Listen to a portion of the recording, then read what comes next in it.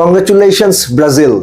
একেবারে সহজ কথায় বললে মাথার ঘাম পায়ে ফেলে সবার হার্টবিট বাড়িয়ে, বিশেষ করে ব্রাজিলিয়ান সমর্থকদের, তবেই তাদের ম্যাচটা জিততে হলো 96তম মিনিটে গ্যাব্রিয়েল মার্টিনেলির গোলে। Well done.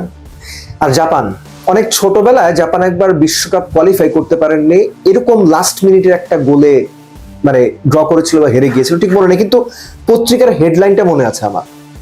জাপান তীরে এসে তরি ডোবার গল্প, এক্স্যাক্টলি সেম থিং। এবং এই যে শেষ দিকে এসে গোল খেয়ে নকআউট থেকে বাদ পড়া, বেলজিয়ামের সাথে এই ঘটনা ঘটেছিল 2018 বিশ্বকাপে। এনিওয়েজ, ব্রাজিল সেকেন্ড হাফে যা খেলেছে, প্রথম হাফে যা খেলেছে, দুটো মেলানো আসলে কষ্ট। শুরু থেকে শুরু করি। প্রথম হাফে ব্রাজিল খুব কুইক ট্রানজিশন করেছে, জাপান অ্যাজ এক্সপেক্টেড 8 জন নিয়ে লো ব্লক মেনটেন করছে, কখনো 5-3, কখনো 3-4-4 এরকম করে।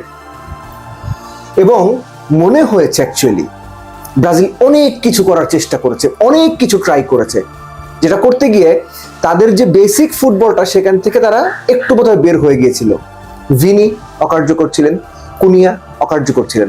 বলতে পারেন জাপানিজ মিডফিল্ড কিংবা ডিফেন্ডাররা এই দুজনকে স্পেসটাই দেয়নি। জাপান একটা ভুলের জন্য ওয়েট করছিল, ওই ভুলটাই হলো।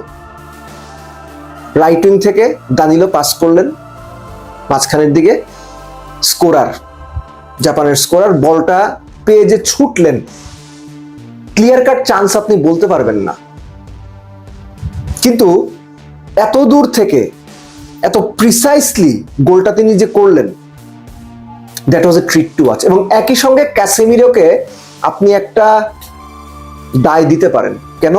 খেয়াল করে দেখেন, মরক্কোর এগেইনস্টেও একই ঘটনা ঘটেছিল। খুব কুইক টাইমে তিনি একটা হলুদ কার্ড পেয়েছিলেন, পরবর্তীতে যতক্ষণ খেলেছেন মোটামুটি সাবধানে খেলেছেন। এই ম্যাচেও তাই, তার বয়স হয়েছে, স্পিড কমেছে, অ্যাকুরেসি কমেছে, যে কারণে তিনি আর ফাউলটা করতে পারেননি বা ওই ট্যাকেলটাও করার সাহস দেখেননি, হয়তো রেড কার্ড পেয়ে যেতেন। এনিওয়েজ, এই যে লিডটা যখন জাপান নিয়ে নিল, তখন জাপানও সার্টেন যে আমরা এই স্ট্র্যাটেজিতেই খেলবো, 8 জন নিয়ে ডিফেন্স করব, একটা ভুল করবে, একটা আমরা সুযোগ পাবো কাউন্টার অ্যাটাকে, সেটাই গোল করার চেষ্টা করব। সেকেন্ড হাফে এনরিক নামলেন এবং ব্রাজিল ততক্ষণে ফ্লেয়ারটা বোধহয় খুঁজে পেল। বেসিক ফুটবলটা ব্রাজিল খেলেছে। ব্রাজিল যেটা চেষ্টা করেছে, ডিফেন্সটা ভাঙার চেষ্টা করেছে, সেটা এরিয়ালেই চেষ্টা করেছে, কারণ গ্রাউন্ডে খুব বেশি কাজ করছিল না।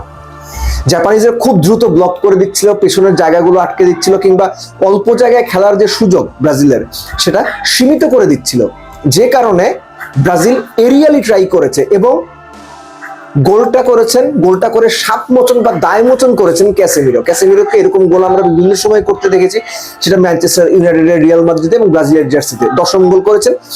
ব্রাজিল যখন ম্যাচে ফিরলো 56তম মিনিটে ক্যাসেমিরোর গোলে, এ পর্যন্ত বলে রাখি 1-1 সমতা আসা পর্যন্ত এক্সপেক্টেড গোল ছিল জাপানের লেস দেন 0.5, অর্থাৎ অর্ধেক সম্ভাবনা ছিল জাপান গোল করবে। জাপান কিন্তু 1 গোলে লিডে ছিল।